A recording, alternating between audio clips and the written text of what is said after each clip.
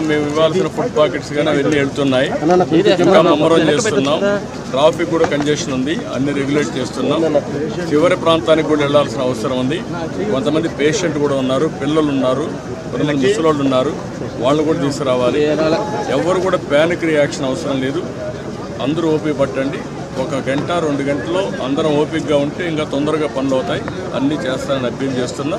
ఇక్కడే ఉంటా, control రూమ్ని activate చేస్తున్నా. ఎంతవరకు చేయగలుగుతామో అన్నీ చేసి అందరిని ఆదుకుంటాం. 110 పైన బోట్లు పనిచేస్తున్నాయి. అదే మాదిరిగా 4-6 హెలికాప్టర్లు వస్తున్నాయి. ఒక హెలికాప్టర్లో ఫుడ్ పెట్టడం కానీ, లేకుంటే బోట్లో తీసుకుపోవడం కానీ, పేషెంట్లు తీసుకురావడం కానీ ఇవన్నీ జరుగుతున్నాయి. వర్షం కూడా పడతా ఉంది, అయినా కూడా ఎక్కడ ఆపరేషన్స్ ఆపం అన్ని విధాలు. సార్, ప్రకాశం బ్యారేజ్ 69 గేట్ దగ్గర బోట్లు కొట్టుకురావడం ఏమన్నా కుట్రే ఉంది? ఇవన్నీ ఇప్పుడు నేను అవన్నీ మాట్లాడను. ప్రతి ఒక్కదానికి మనం అవన్నీ మాట్లాడడం కరెక్ట్ కాదు. ప్రస్తుతం నా డ్యూటీ ఎట్టి పరిస్థితుల్లో కష్టాల్లో ఉండే ప్రజలను ఆదుకోవడం, వాళ్ళ ప్రాణాలు కాపాడుకోవడం, తక్షణ వాళ్ళకి కొంత సహాయం చేయడం అవసరం. అదే చేస్తాం.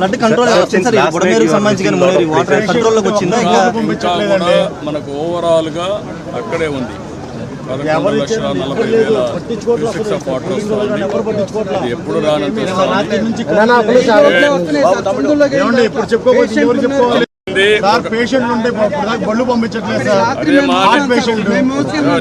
మాట ఏంటండి, 1 గంట టైం ఇవ్వండి, చేస్తాను. మమ్మల్ని ఇబ్బంది పెట్టి నన్ను ఒక్కడే ఇబ్బంది పెట్టినా కూడా అందరికి న్యాయం చేస్తాను. నేను విన్నానమ్మా, మీ కష్టాలు అర్థం చేసుకున్నాను. అందరిని ఇంటూనే వచ్చా. ఇప్పుడు మళ్ళా పోయి నేను అన్ని స్ట్రీమ్ లైన్ చేస్తాను. మళ్ళా వస్తాను, నేను చూసుకొని చేస్తాను.